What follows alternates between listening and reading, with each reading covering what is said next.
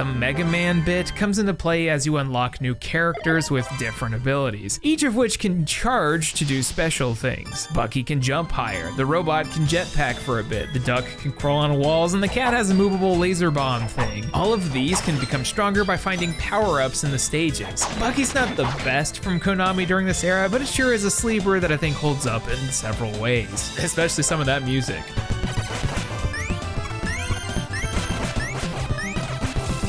What, you expected different from freaking 90s Konami? Get real. Unfortunately, both this and the arcade port are stuck back on platforms nearly 30 years old, and that's a massive shame. However, Konami's kind of become the poster child of supporting older games lately with collections regardless of them being licensed IPs or not, so, you know, manifesting some sort of Konami NES era and or arcade collection. That way we can finally have a modern way to play Aliens, The Simpsons, X-Men, Cowboys of New Mesa, G.I. Joe, Sunset Riders, all the Tiny Toon Adventures games, roller games, and, while I'm at it, totally unrelated, every single Ganbare Goemon game. Surely that's not too much to ask for. Shifting gears a bit, but keeping things licensed a bit longer, I've brought up the next thing probably 100 times, but I've never talked about them at length. Developed by High Moon Studios prior to the dreaded Call of Duty mines, if you haven't played Transformers War for Cybertron, you gotta find a way. And there was, before it got delisted. What are we doing? Transformers War for Cybertron and its sequel, Fall of Cybertron, aren't just good licensed games, they're fantastic releases that were totally overlooked. Heck, the sequel allegedly only sold 105,000 copies in its first month, which is depressing. Transformers needs no introduction. Despite being Japanese in origin, you either know it as an extremely American 80s cartoon or an extremely American Michael Bay blow-off-your-face live-action film series starring the likes of Shia LaBeouf and Linkin Park. But you should think of these. War for Cybertron was a fully co-op third-person shooter campaign where you play through a long story as both Autobots and Decepticons. You start as the baddies getting your evil plan together before then switching to the Autobots to defend against that assault. It's actually a super interesting concept as it had you play both sides of the conflict with some friends. I'm using past tense now because this entire experience is gone and you can't play online anymore, so that's cool. The style, as you can see, is a bit darker. It treads a line between the goofy, bright cartoony skins and the crazy, over-designed mess of metal from the Michael Bay films. I myself love the Daniel Warren Johnson comic book treatment where they're pulling out rainmakers and drawing a mid-transformation. Look at this freak. Speaking of mid-transformation, I think they forgot to put Bumblebee's arm in this game. You okay, buddy? With War and Fall of Cybertron, however, this darker look brings in the only real negative I have about this, and that it kind of looks the same for 80% of the time. The colors are very muted, even from the concept art and the character selection. It's a lot of dark hallways with vague future tech machines. It is Cybertron after all. I'm not expecting this scenery of like Visions of Mana or anything, but it does get a little repetitive to look at after 6 or 10 hours. But you know it doesn't. Blasting, double jumping, transforming, and murder crushing your way through thousands of Decepticons and or Autobots. Playing this co-op campaign when it came out was an absolute treat. It's quick, snappy, the shooting feels good, and all the weapons have a distinct kick to them. The zoom-in pistols have good feel, special abilities are great, throwing your car into first gear and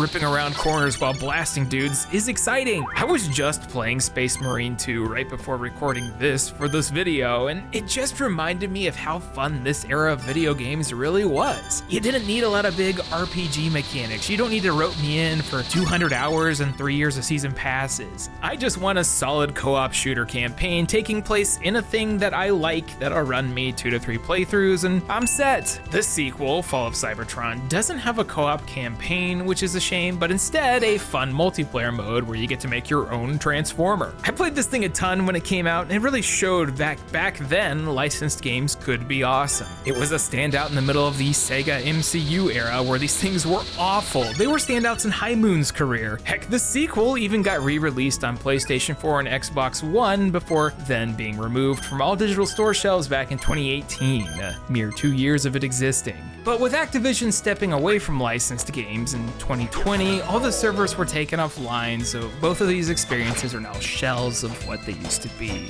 Insert joke about the first Transformers movie. Thankfully, you can mod the PC release to play online if you have it on Steam already, but it is an absolute shame that both of these are in the state they're in. There's been a whole thing about whether or not they can come back, with the game rumored to have been lost, to then briefly appearing on the Xbox Digital Store, so hopefully one day these can come back and be properly preserved. The Cybertron High Moon duology deserves your time, and currently you can only really give it a shot through illicit means or a used physical copy, or a digital key that costs way too much. But even then, that old experience just isn't there. Microsoft, if you do one thing with Activision, pick at this. Developers.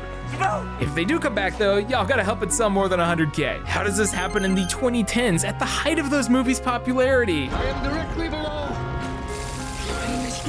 You know what I like? Cars, specifically video game cars. You don't typically see video games with them make their way to another generation. It could be for any reason too, like licensed music, car IPs, the studio not existing anymore, or just being kinda outdated. I don't think many people are clamoring to play Project Gotham Racing 1, but they might be asking about Burnout 3 Takedown. I know I am.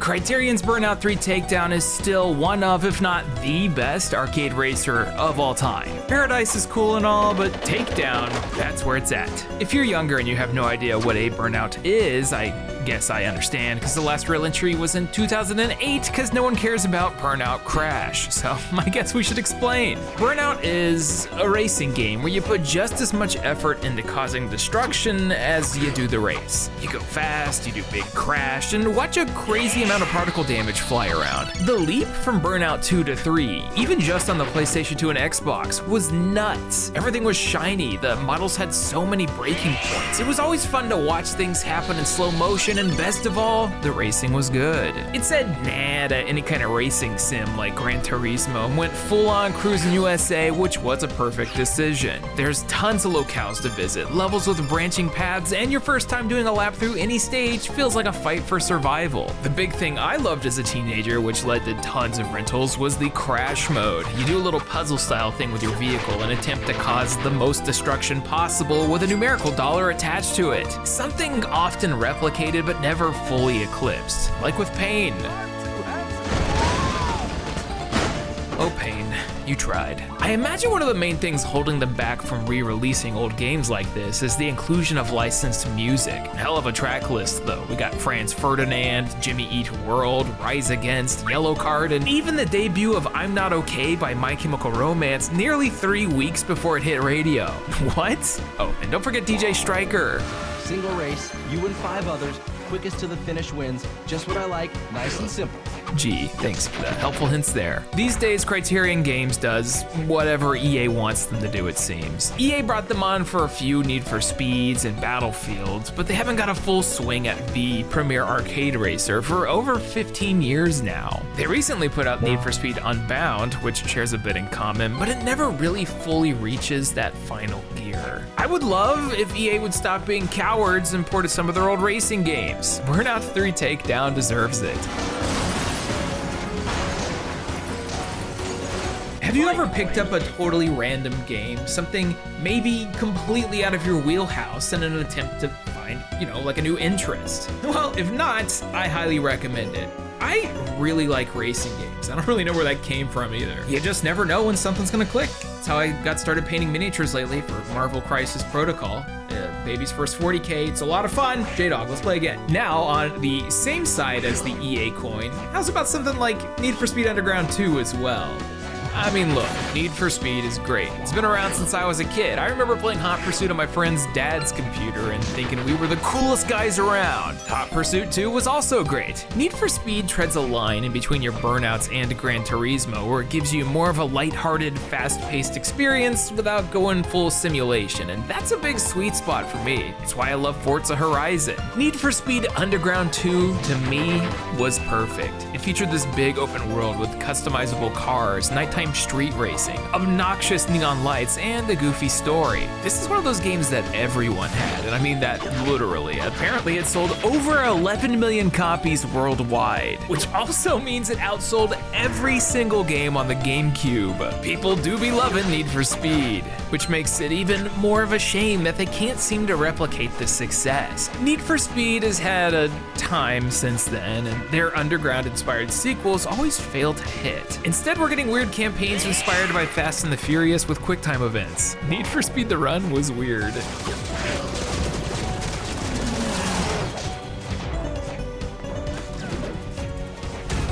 Props to them for at least trying new ideas with the series, but honestly, just bring back Underground 2. Just throw it on the PS5 or Switch, don't even gotta improve it much. That game rules, and we all deserve to play it again. Now, how about car video games without racing? The dreaded genre that's practically died out, vehicle combat games. Your Twisted Metals, Star Wars Demolitions, Cell Damages. Only half of those are even good, but I sure love me some Vigilante 8 Second Offense.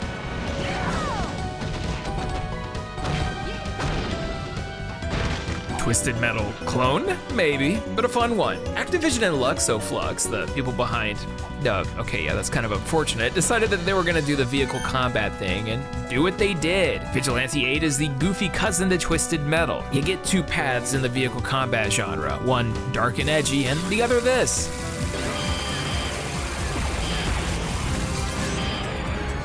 It plays out how you'd think. You trek through different biomes, a lot of which are homages to 70s action and exploitation films. It's wacky, over the top, and the physics on the cars reflect that. You wanna bounce around? Too bad, you don't get a choice. You can also get power-ups to change how your vehicles function, like Diddy Kong Racing, propellers to float on water, skis so you can move around on snow, or even just flying around. Just watch out for the two-frame gator attack. Vigilante 8 Second Offense, like its predecessor, doesn't take itself very seriously, and that's to its credit. It's shameless in what it is, a clone of another popular game from the time, has built-in cheats, split-screen multiplayer, and everything you'd want from one of these. Just with garbage men who reveal themselves to be aliens. Yeah, look at this guy. Weirdly, this would be all for Vigilante 8 as a franchise until 2008, when it got an Xbox 360 exclusive thing called Vigilante 8 Arcade. It wasn't a remake or a remaster, it was a whole different project, and it just failed to hit those same highs. Is it because in 2008, car combat is practically a dead genre? Maybe. But also, Activision should bring these games to modern platforms so more people can experience them. I mean, look, I just read right now that Skygunner's hitting the PlayStation Store. Anything can happen. Dreams can become real. Vigilante 8 is pretty weird and wacky, no doubt about that. But we can get a whole lot weirder. Whip out that Nintendo 64 and let's head on over to the space station Silicon Valley. This thing is bizarre. What? I have a hard time describing Space Station Silicon Valley, but let's give it a shot. What happens when you give the future developers of Grand Theft Auto, DMA Design, the mission to create an N64 platformer and probably a bag of crack? You get Space Station Silicon Valley, a game where you play as a microchip possessing animals who may or may not be dead to do platforming. We follow a robot, Evo, that's you, and Dan Danger, as you're sent on a mission to do something. It's an incredibly vague setup, but one that leads to the theme park of platforming levels with different puzzle challenges, or spending 15 minutes looking at walkthroughs because it can be a little obfuscated. Space Station Silicon Valley is incredibly British, both in design and humor. It also ends up being one of the more unique games from this era with the robot animal switching. You can be a dog, a sheep, a husky, even penguins. Except, we're gonna be strapping wheels and rockets to them. Alter that DNA, now it's got wheels. Turtles are becoming tanks, and the walrus, well, he's got a pair of sunglasses. Look, I'm just saying that's pretty cool. Yeah, safe. So we're necromancing animals with microchips and collecting power cells in order to move to more stages. Some animals play better than others, some stages have a lot more gusto than others, but it's absolutely a cult classic from a time where you would be getting these every other week. But rather than leaning into the sassy mascot, it just decides to be goofy, let you play as all sorts of animals, and give you a few chuckles from the in-between moments. I love that emulation's letting us see those far LOD models on enemies, like this fox. It's literally a rectangle. Yo, what's good? Space Station Silicon Valley is great. It was highly reviewed at launch and sold like absolute crap, so unfortunately it's stuck on the Nintendo 64. And technically the PlayStation 1? There's a PS1 port that came out a few years later by a developer called Runecraft that was retitled Evo's Space Adventures and only released in Europe. How do I say this? They f***ed it up, big time. It's barely recognizable. The camera angles are completely different, so you can't see the full stages, and I am unsure of how you change a game fundamentally this much. They quite literally took a well-loved cult classic and bodied it into an unrecognizable state. So much so that you can't even see how many collectibles you've gotten on whatever stage you're in a collect-a-thon. How do you mess that up? Regardless, the original Space Station Silicon Valley is a good time and is worth a shot. I don't think we'll be seeing it ported anytime soon, considering its initial bomb and the fact that Rockstar seems a bit preoccupied these days. But hey, maybe we can get them to swing this and say Body Harvest at the same time. The 15 people, including me, who will pop off over it. Who's with me? There's honestly a ton of weird games that I would love to see make it out of the old console dimension. Maybe that's because I grew up playing Sega and PlayStation, and we would always rent games, and the most popular stuff was always checked out. So instead of, say, Banjo-Kazooie, which was always checked out, we would have to pick up something like Mischief Makers. And for real, where the hell is Mischief Makers? Say hello again, Treasure. It's time for one of your strangest games to date. I cannot believe that Mischief Makers never made its way to the Wii Virtual Console or even a port anywhere. It's one of the only true Nintendo 64 exclusives out there, and it's an absolute blast to play. But I guess it makes sense considering it's technically NX and not Nintendo. Look, I like me a quick game. I don't need something to be 10 to 20 hours long. Sometimes I want a game I can sit down with and beat in an afternoon. Maybe two. Some of my favorites of all time are Rocket Knight Adventures, Streets of Rage 2, Super Mario World. Give me a weird gimmick, a memorable setting, and something I can replay without any hassle. Mischief Makers is exactly that. You take control of Marina Lightyears, a small robot maid with big punchin' fists. Then you gotta go save your creator, the slimy Professor Theo, by running through 2.5D platforming stages in what plays like a villain of the week type of deal. It's also, as a bonus, one of two games that let me hold the Nintendo 64 controller like a normal human being would. This Tetrasphere. D-pad, let's go. What even are the other games? I can't remember. So the whole shtick is this. Marina can grab and throw and jump. She can hold on to things, shake it, and can yeet it at enemies. The controls can be a bit of a pain to get used to because you need to utilize double taps or the C buttons in order to boost, and sometimes a lot of precision's needed, but it's worth getting used to because of how fun this one is. The story's like a full 90s comedy anime. You're fighting furry Sentai squads, you've got goofy, massive-eyed anime characters, and there's even a random athletics contest midway through. There's tons of variety that kicks in too as you're suddenly riding an ostrich or engaging in the very typical Treasure-style boss fights. Just make sure to give them a little. Reviews from the time were pretty unfair to Mischief Makers. In the late 90s, we were pushing 3D, 3D, 3D, so anything not pushing that envelope was looked at lesser than. This thing was getting 6 out of 10s, which I thought was crazy. This was Treasure doing their thing in the only way that they knew how. Although they did lean a bit more into exploration with levels and using Clancer faces on everything to do platforming, or doing basic math.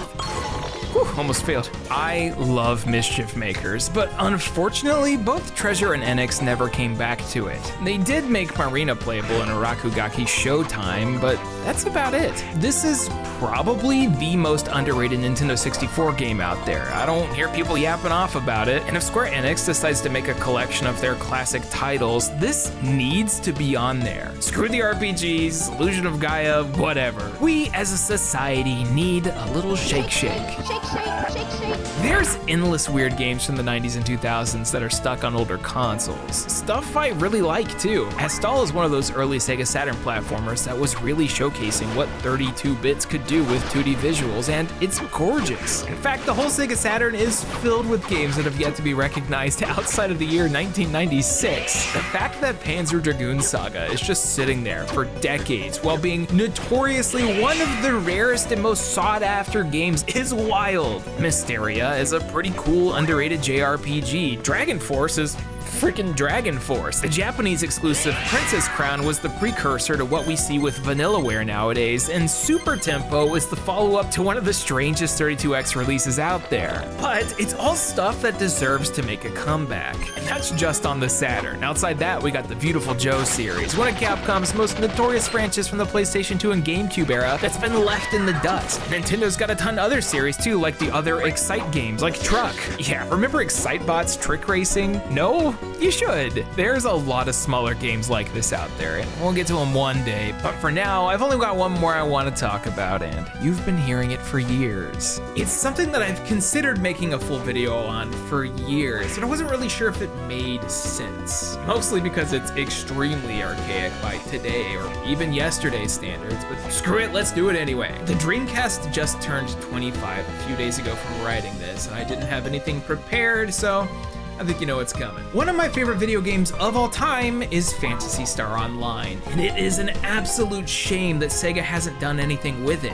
Phantasy Star Online, PSO, a game incredibly ahead of its time and probably one of the first MMOs out there for a lot of people, probably because it literally was the first console MMORPG. The Dreamcast sure was in the future. They were advertising full broadband net play on this thing. In '99, you could hook up to the net, potentially hog phone lines, and play several video games online on one of the loudest consoles of all time. Seriously, I always think these things are gonna break. I recently got a modded Dreamcast so I can play this and whatever I want on my HD TV, so there's that, but there's nothing quite like playing this online back in the day. To distill this down all the way, Phantasy Star Online was Sega and Sonic Team's attempt to turn their Final Fantasy equivalent into a big online game, something that hadn't really been done before. You could connect with others from your Dreamcast online into different lobbies and go a dungeon crawling. The basis of the story is simple, almost inconsequential due to its scale. You are a space colonist aboard the spaceship Pioneer 2. The planet you're gonna take, Ragol, is filled with all sorts of nonsense and enemies, and it's up for you to fix that. Eventually, Dark Faults appears and is like, people are bad, yada yada, you beat the bad guys, and space is no longer the final frontier. 95% of the characters are other people you play with, and they're all created characters with no personality beyond spamming messages in chat, but that's not why we played this. We played this because it was a way to go on an adventure with friends from in front of your couch. MMORPGs were mostly a PC affair, and kinda still are, so this really hit a sweet spot for me and a bunch of people I've talked to. You can even build a common front in real time with players on the other side of the Earth 20,000 kilometers away. I love this early commercial implying that 6 billion people were playing. Yeah, marketing. The aesthetic was that futuristic space fantasy that only Phantasy Star and the Genesis had. The music was dynamic in each zone and incredibly good. I can still hear the lobby themes playing in my head to this day. However, the big asterisk here, being an online MMO released in the year 2000, I'm sure you can imagine how the combat goes. All right, sick.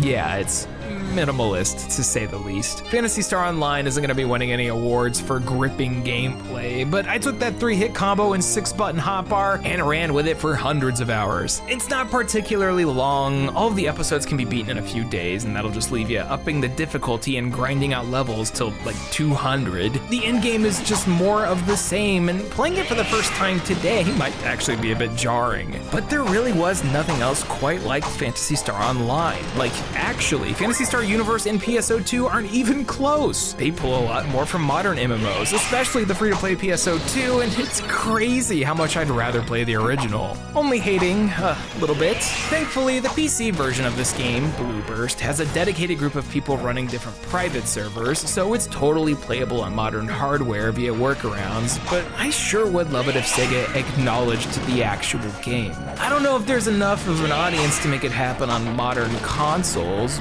but but a modern HD port with a couple of polished odds and ends would be something I would absolutely replay. Some of the private servers regularly have several hundred people playing it, so it's not like it's totally dead. But that's the thing with the concept of online-only games. Once they're gone, they're gone. A copy of PSO for the Dreamcast or GameCube will run you $30 to $70 depending on the platform. The split screen is absolutely worth a shot with some friends. There's really nothing like Phantasy Star Online out there with its bizarre, janky, early 2000s self, and for the people who were there, you know it too. Is Phantasy Star Online worth playing?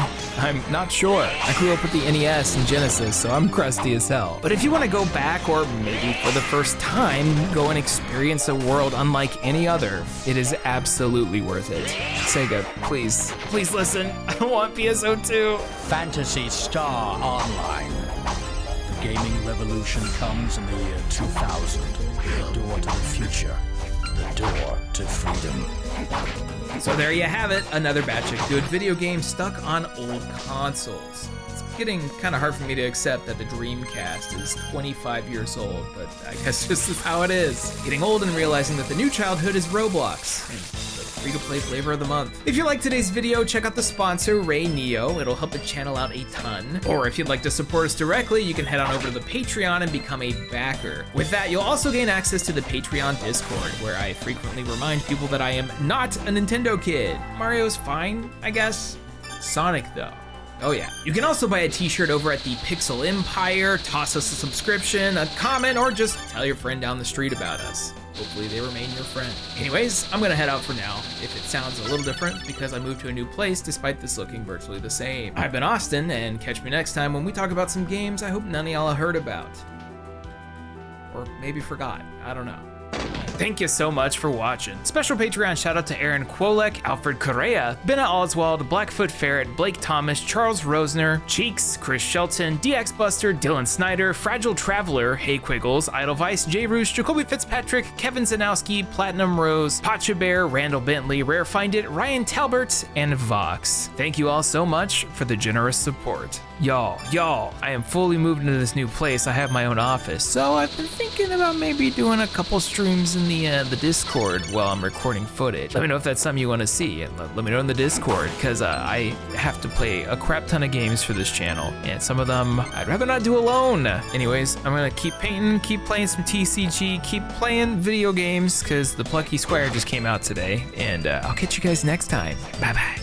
It shouldn't be so challenging to play older video games. Just about every other medium of media in the world offers easy solutions for experiencing older and retro stuff. You want to listen to a record from the 70s or 80s? They still sell new turntables and offer the music in just about every other format. Generally, it's pretty easy. Video games, on the other hand, are a minefield of legal IP nonsense over characters that have been thrown around for the better part of 30 years. 30 years of people acquiring Bubsy. This is capitalism. Were you expecting someone else?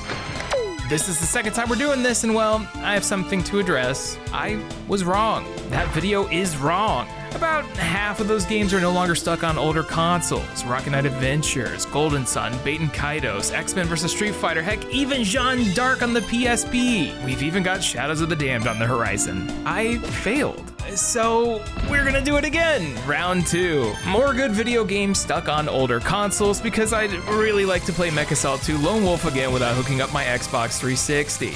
I don't even know if it'll turn on. Might be too dusty. So yo, it's Austin, and today we're gonna be trying this again. I, like many of y'all, have been playing video games for several decades, and some of the older stuff is kind of hard to get going today. You either have to hook up an old console or tinker around on the tricky World Wide Web, which I'm learning that the newer generation's having a harder time pulling that off. That, and no one should be required to pull out a dusty Wii U just to play Twilight Princess HD. Seriously, why is that stuck? Nintendo, we'll come back to you, but before we get started, I got a word from today's sponsor, Ray Neo. This here is the Ray Neo Air 2S, and these are smart AR glasses that can be used to watch television or play video games on a giant screen anytime, anywhere. Hook it up to your phone, a tablet, a Steam Deck with a USB-C cable, or even a Nintendo Switch with a Joy Dock, and get to play it on a massive screen inside the glasses. These are sporting 120 Hz, 1080p resolution. It's gonna look like a 201-inch screen on the inside. It is big. If you've ever wanted to see what your games look like really close up, the Ray Neo Air 2S is a great way to do it. I think the glasses fit nicely, and they're adjustable, so they'll fit on all sorts of face shapes. They're light, I think they fit well, and the sound coming out of these things is actually pretty good. I was surprised. There's two screens you're gonna be looking at, one inside each of the lenses, but when you put them together, it feels like you're looking at a giant immersive screen. Look, sometimes you just wanna kick back and fully plant yourself inside of whatever video game you're playing or TV show you're watching, and the Ray Neo Air 2S are a great way to do it. Just make sure to let your roommates and family know while you're sitting alone on the couch with your sunglasses on. Oh, no, I'm gaming. So, if you want to pick up the Ray Neo Air 2S, the pair that hit Amazon US's #1 bestseller in smart glasses, click the link down in the description. Thanks to Ray Neo for sponsoring today's video, but for now, we need to hop back from the future. Old games, old consoles, even some really old publishers. No one quite gatekeeps their old software quite like Nintendo. I am so glad that the Disney-style Nintendo Vault seems to have stopped being a thing. There was a little while there where Nintendo had released a few games for a limited amount of time for, in my opinion, no real reason, and then they quickly stopped. But have since resorted to games being Nintendo Switch Online exclusive, which isn't that much better. Previously, we had talked about Golden Sun, and yeah, Golden Sun being back is sick, but also, I just want to give y'all like $5 or $10 and be done with it. Granted, it's dope that both Super Mario RPG and Thousand Year Door got full-on remakes and remasters of the Switch. Sure, they're a full $60, but still, it beats trying to plug in a GameCube and failing to find a composite video slot on the back of a TV. Where is it? Where is it? Nintendo's getting a little better about the whole preservation of video games deal, but they still got a ways to go. Point in case, the whole deactivation of the several digital game stores. 3DS and Wii U barely knew ya. I assume it'll happen to the Switch one day, but for now it pains me that they've left behind so many cool classics. I'm just saying, if The Last of Us can get a remake and remaster 3 consoles in a row, I should be able to play Custom Robo on something made in the last 20 years. F-Zero GX, Rogue Squadron, Extreme G, Ever Oasis. There's plenty of old games on Nintendo consoles and portables I'd love to see playable on the Switch, or Switch 2, but only one of those is a remake so good it deserves a second port. Punch Out for the Wii. Why is this stuck on the Wii? Punch-Out is a simple concept. You play as that one guy from Smash Brothers and you punch. It's boxing, except instead of being super realistic and filled with slow motion replays, we've got an incredibly cartoonish atmosphere that is filled with life. All of the characters are so animated, have a bunch of personality. It's like Street Fighter, but goofier and a little less. The NES original has you going stage to stage, trying to find weaknesses while being shown static images of your opponents. But this time you get slideshows, you get statistics, some of which are really unfortunate. Bro, I give up after 2. Punch-Out Wii was actually outsourced and developed by Next Level Games, so you might recognize this the people who made Captain America Super Soldier and Luigi's Mansion 3. 2 incredibly different games, I know, but this is smack dab in the middle of their gamography and is, in my opinion, one of the best on that console. I'm usually not one for motion controls, especially from the Wii era where it was 50-50 if it'd work or not, but Punch-Out feels incredibly fluid. It's responsive. Imagining this on a Switch or Switch 2 with Joy-Cons or a better Switch 2 Joy-Cons sounds great. They could easily bring this over or even do a sequel, and I hope they do because Punch-Out for the Wii is a pretty dang good game stuck on an old console. Wait, the Wii's almost 20? Help. Speaking of the Wii and being portless, how about that Operation Rainfall? Like 2/3 of it. Anyone remember that? Back in 2011, a bunch of people got together and successfully spread the word about a few Wii JRPGs that had no localization plans. Fans wanted these 3 games, and boy, they were gonna make it happen. These were Xenoblade Chronicles, The Last Story, and Pandora's Tower. Everyone knows about Xenoblade these days, as it's become one of Nintendo's flagship franchises. The other two, a little less so. Mostly because Nintendo didn't even do it themselves. The Last Story was the last real Mistwalker game until Fantasian came out recently. This was, in my opinion, Final Fantasy series creator Hironobu Sakaguchi's final attempt to make another hugely popular RPG franchise that didn't quite pan out.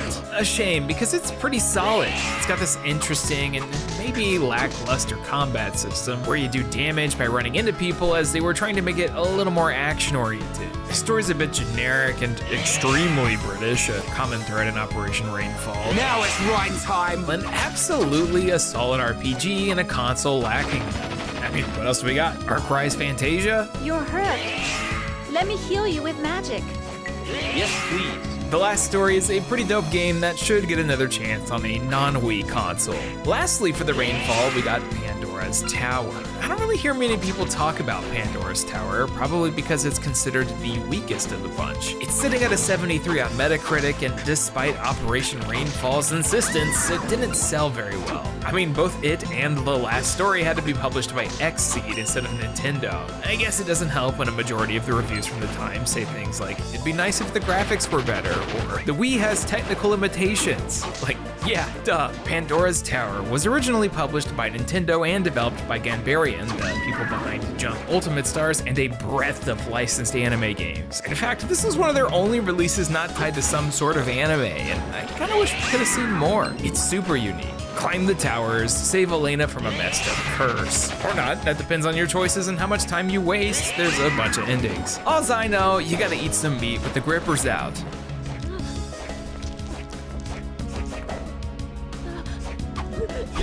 Yep. It does feel a bit dated in that you're stuck to predetermined camera angles and the combat is a little basic, but I love the implementation of the Wiimote. You do a lot of swinging and grapple hooking as you scale this bad boy. It's very narrative light for a majority of the experience, and I can see how that turned people off. Pandora's Tower is a very video game-ass video game, closer to a PlayStation 2 or GameCube action romp than what the cover may look like, and absolutely something I could see Nintendo being hesitant to localize. However, I still think it's pretty cool. It's dark, kinda creepy, has a minimum of storytelling, and I could see a little port, remaster, or enhanced version with less motion controls doing wonders. Heck, it's even got decent voice acting. Never beaten to eat me. Now this little mouse is best play. Pandora's Tower is cool. You should play it. But enough hipster nonsense, it's time for a heavy hitter. Nintendo needs to stop messing around and port some old GameCube classics. I'm talking 1080 Avalanche, I'm talking WarioWare Inc. Mega Party games, Fire Emblem Path of Radiance because it's still regularly over $200 boxed. Oh, also, Mario Kart Double Dash. No, I'm serious. I don't want to play Mario Kart 8. I want to play Mario Kart Double Dash. That was my favorite, and I'll tell you why. Mario Kart Double Dash does something you barely see in racing games. It's co-op. It allows two people to race as one. The closest I've seen any game get to that is Team Sonic Racing, where you and two others work together to get to the front of the pack. That game is pretty decent, but Mario Kart Double Dash is the peak of that mountain. Maybe I'm not MK pilled enough, but I always saw Double Dash as the best in the series. It's got a fun soundtrack, it's got memorable courses, and the two-person carts made it really unique up against every other release in the series. Nintendo wasn't trying to make the next number entry, but instead try something different, and I think they succeeded. Overall, I think Mario Kart 64 is probably a bit more memorable with the course selection and audiences, but there's something about DD that hooks me. It was also the first game I got to try GameCube LAN with, which blew me away as a teen. It was until Halo 2, a couple Xboxes, 3 folding tables, and a dozen liters of Mountain Dew came around. Probably ruined my life. It's cool that Nintendo wants to put a ton of tracks across the series into their newest game, but I would love if they acknowledged the GameCube more. One day I'll be able to play this, or say, The Legend of Zelda 4 Swords Adventure again, just hopefully without the mess of wires required to do so. There's no category of video games where games become stuck more than the licensed ones. Usually that's okay. I don't think anyone out there is clamoring for a port of Fantastic Four Rise of Silver Surfer. which if you want to see me talk about, you can do it here. At the same time, I would love to be able to kick back on my couch, pick up a controller, press a few buttons, and be playing Bucky O'Hare. Bucky! Captain Bucky O'Hare! Aliens and toads beware! Aren't familiar? That's okay. I don't think many are. In fact, considering his official wiki page features the cover of the video game instead of his comics or cartoon, Bucky O'Hare is distilled down to its core a kid's cartoon that failed to grab an audience. Which is crazy because the entire concept was conjured up by Michael Golden and Larry Hama, the latter of which responsible for a little indie project known as G.I. Joe, A Real American Hero. This cartoon, originally an 80s comic, had a bunch of furries coming down from space to hang out with some kid with activist parents or something. Like making sure that when you grow up, there are whales and owls and an ozone layer. Hey, Dave, the rally. We've got to run. There's a whole conflict between the United Animals Federation and the Toad Empire, who were described on their wiki page as consumerist, which is really funny considering this thing was a comic book, toy line, cartoon, and of course, video game. The show itself, it seems okay. They clearly wanted that Teenage Mutant Ninja Turtles audience. Bucky doesn't have much personality besides being a captain, and the show zips between a tiny child being bullied and a green rabbit shooting lasers in space. Well, after that initial 80s comic run, we got a single season, a toy line that was canceled after the first line, and because it was too late to cancel, 2 different video games. And who better to make a few games aping on the concept of anthropomorphic animal teams than Konami? You'd get a lot of licensed games thrown at developers and then probably into a wall here in the 80s and 90s. However, it was studios like Capcom and Konami that would take your IP and toss it into the quality stratosphere. Bucky O'Hare for both the Nintendo Entertainment System and arcade. Question: have you ever played The Simpsons arcade, X-Men, Sunset Riders, Turtles in Time? Well, you're looking at it just with a slightly more green aesthetic. I do think it's pretty cool that they got the original voice actors for some cutscenes. Well, you managed to stop the climate converter. Even if it looks a little off. You've saved us all, Ray. This is, as you'd expect, a quarter-devouring beat-em-up where you run with the Anthro Squad, blasting toads and doing whatever Bucky O'Hare does. However, I didn't actually know this one existed because I wanted to talk about the other one, Bucky O'Hare for the NES, spearheaded by Masato Maegawa, the guy who founded Treasure. Yeah, Gunstar Heroes, Ikaruga, Warrior World, Treasure. Bucky O'Hare is pretty freaking good,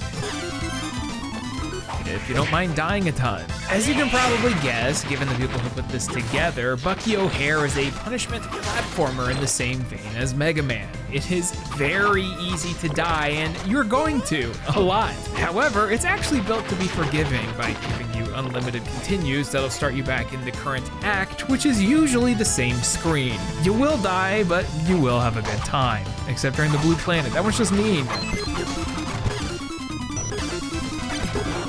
The Mega Man bit comes into play as you unlock new characters with different abilities, each of which can charge to do special things. Bucky can jump higher, the robot can jetpack for a bit, the duck can crawl on walls, and the cat has a movable laser bomb thing. All of these can become stronger by finding power-ups in the stages. Bucky's not the best from Konami during this era, but it sure is a sleeper that I think holds up in several ways, especially some of that music.